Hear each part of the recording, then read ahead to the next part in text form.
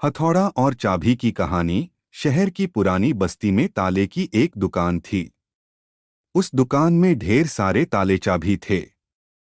लोग ताले खरीदने वहां आते।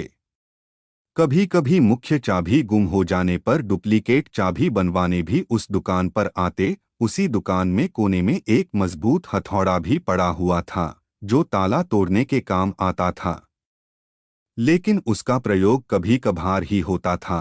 कोने में पड़े पड़े हथौड़ा अक्सर सोचा करता कि मैं इतना मजबूत हूँ, इतना बलशाली हूँ, इसके बाद भी इतने प्रहार झेलता हूँ, तब ही ताले को खोल पाता हूँ। लेकिन चाबी इतनी छोटी होने के बावजूद किसी भी ताले को बड़ी ही आसानी से खोल लेती हैं। ऐसा क्या है इस छोटी सी चाबी में?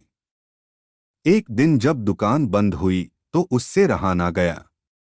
उसने चाबी से पूछ ही लिया, चाबी बहन, मैं बहुत दिनों से एक बात सोच रहा था, किंतु बहुत सोचने के बाद भी मैं किसी निष्कर्ष पर नहीं पहुंच पाया।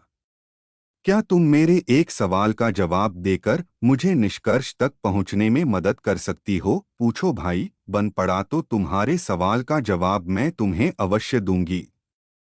चाबी नम्रता से बोली, बहन, तुम में ऐसी क्या खास बात है कि तुम इतनी छोटी होने पर भी हर प्रकार के ताले, चाहे वह कितना मजबूत और जिद्दी क्यों न हो, बड़ी आसानी से खोल लेती हो, जबकि मैं तुमसे बहुत बड़ा, बलशाली और शक्तिशाली होने के बावजूद ऐसा नहीं कर पाता। मुझसे ताला खोलने में बहुत मेहनत लगती है और कई बार प्रयास करने के बाद ही ताला टूटता है। चाबी मुस्कुराई और बोली, बहुत ही साधारण सी बात है हथौड़े भाई। तुम ताले पर प्रहार करते हो, इस तरह तुम उस पर बल का प्रयोग करते हो और खोलने के प्रयास में उसे चोट पहुंचाते हो। ऐसे में ताला खुलता नहीं, बल्कि टूट जाता है। जबकि मैं बिना बल का प्रयोग किए और ताले को चोट पहुंचाए बगैर उसके अंतर्मन में उतर जाती हूँ। इसलिए मेरे निवेदन पर ताला तुरंत खुल जाता है। सीख। जीवन में कई बार ऐसी परिस्थितियां आती है जब हमारे सामने हथौड़ा या चाबी बनने का विकल्प होता है। किसी का दिल जीतना है तो उसे हथौड़ा बनकर जोर जबरदस्ती से नहीं जीता जा सकता, बल्कि चाबी की तरह उसके दिल में उतरकर जीता जाता है।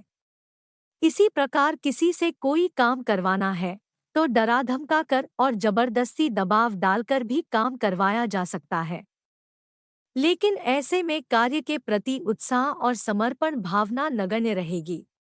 यदि किसी के दिल में कार्य के प्रति समर्पण भावना जागृत कर उसे उत्साहित कर कार्य करवाया जाए, तो कार्य मन लगाकर और समर्पण से किया जाएगा और ऐसे में कार्य बेहतर होगा और परिणाम भी बेहतर प्राप्त होगा।